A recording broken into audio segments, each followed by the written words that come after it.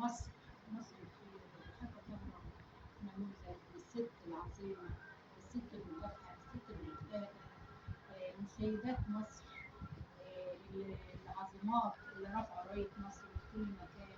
ازيك يا حبيبتي؟ الله يسلمك. أنا سعدت بيك النهاردة، وسمعت منك كتير وسمعت منك الكلمات، وحسيت فعلا إن هي لازم كانت تبقى ترند من زمان، عشان هي نموذج رائع، نموذج جميل. لازم كل واحد عنده موهبة أو عنده حاجة، ليه موهبتك تتزرع من الناس؟ أنت ربنا أعطاك حاجة، الحاجة دي بتميزك عن غيرك. إحنا عايزين فعلا كل حد عنده حاجة جميلة يقدمها ويأديها.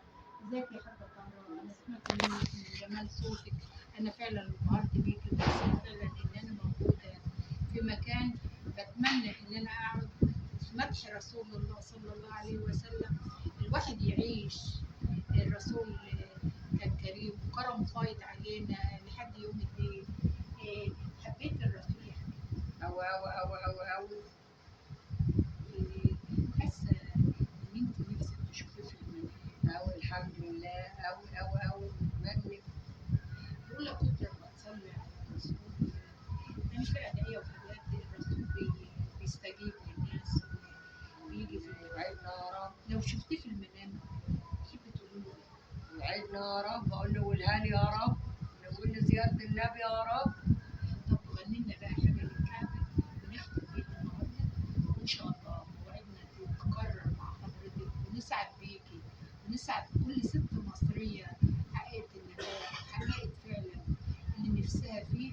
السن مش مقياس إن الإنسان يجتهد، أو السن أداة فقط، إنما هي ست عظيمة، عظيمة من عظيمات مصر. بقول لحضرتك غني لنا حاجة عن الكعبة لو حابة.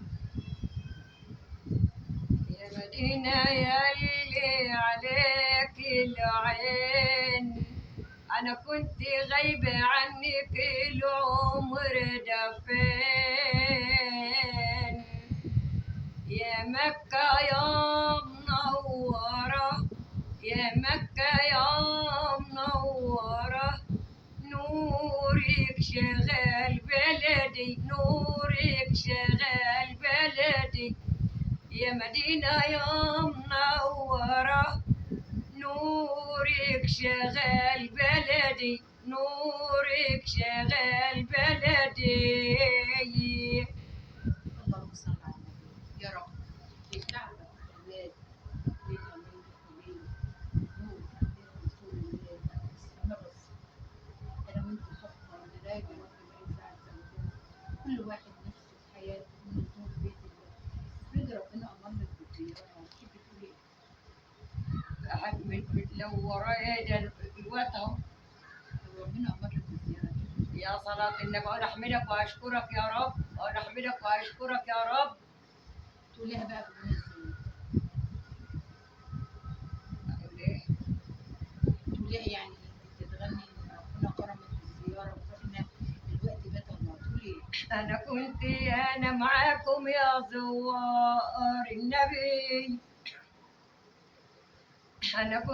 أنا معاك وأنا المنى يا مطلبي، تاخدوني والله معاكم يا زوار النبي، تاخدوني والله معاكم ونلت نمنا يا مطلبي. اللهم صل على النبي يا رب. يا رب يباركنا في بيتك نقول نصلي على رسول الكريم نقول مسك الختام.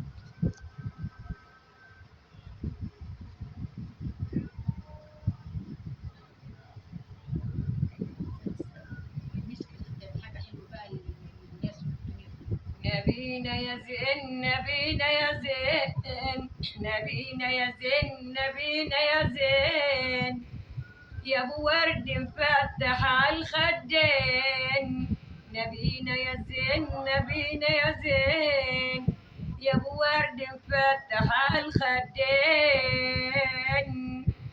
اللهم صل على النبي. مسك الختام إن إحنا نصلي على رسولنا الكريم خير الأنام. صلي وسلم وبارك على الحبيب